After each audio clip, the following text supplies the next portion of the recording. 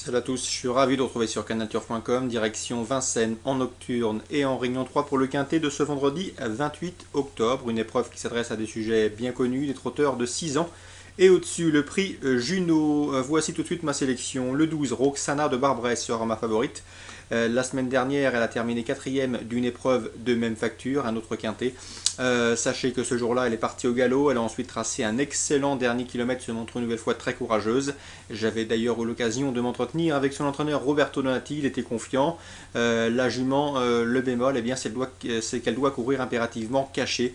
Une tactique qui comporte parfois des risques. Mais en classe pure, elle n'a rien à envier à ses 17 adversaires de jour. Elle peut parfaitement renouer avec le succès. On lui posera le numéro 15, Kimja, qui vient de terminer dans son sillage en se classant 5e du prix Thémis, le quintet référence disputé la semaine dernière. Et encore le numéro 16, Quito de Gréville, qui lui se classait 6e ce jour-là. Et ce, en ayant été longtemps enfermé dans le tournant final. Nul doute qu'avec un meilleur parcours, il aurait terminé lui aussi beaucoup plus près. Donc sur la course référence de la semaine dernière sur ce même parcours de Vincennes, eh bien le 12, le 15 et le 16 s'annoncent redoutables. Le parcours fera sans doute le classement. Ensuite, je retiendrai le numéro 8, Quito de Lormeau. Le cheval est au mieux. Nous vous l'indiquions la dernière fois à Vichy lorsqu'il s'est imposé. Nicolas Dromigny était confiant. Une nouvelle fois, il en escompte un très bon comportement. Le bémol pour lui aussi, eh bien, c'est qu'il doit impérativement courir caché.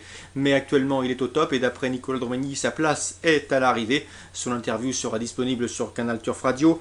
Ensuite, le numéro 9, Rickshaw, c'est un 6 ans. La qualité de son engagement au premier poteau incite à la plus grande méfiance, d'autant qu'il est annoncé au mieux par Jarmo Niskanen qui en escompte ici un bon résultat.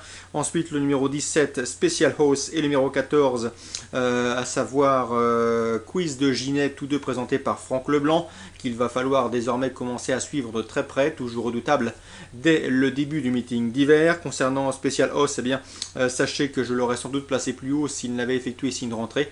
Il n'a pas paru en piste depuis sa victoire obtenue début juin sur l'hippodrome de Bordeaux.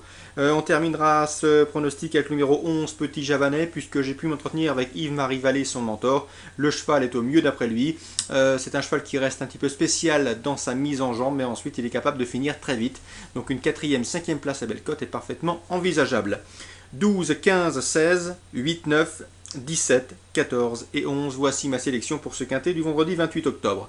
Concernant les infos recueillies auprès des professionnels, Réunion 2, Fontainebleau, avec un cheval estimé dans la première, le 112, Hubert Férix.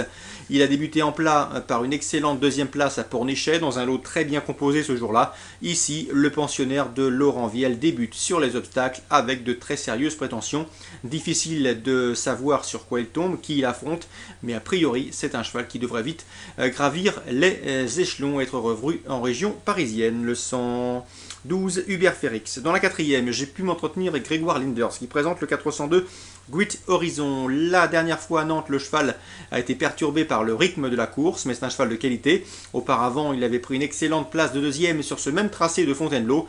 Ici, dans l'entourage, on est confiant, je le pense même capable, de mettre tout le monde d'accord. Son numéro, le 402, Great Horizon. Dans la 8e et dernière, eh bien, sachez que j'ai pu m'en retenir avec William Menuet, qui présente le 804 Pac d'Art.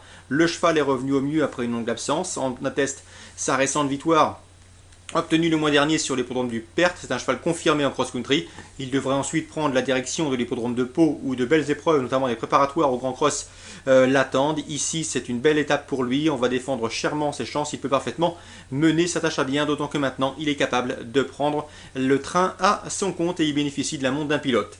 Le 808 Diamrock, attention à lui également, c'est vrai qu'il n'a que 6 ans, c'est vrai qu'il affronte ses aînés, mais c'est un cheval d'avenir en cross-country dans l'écurie d'Étienne Linders.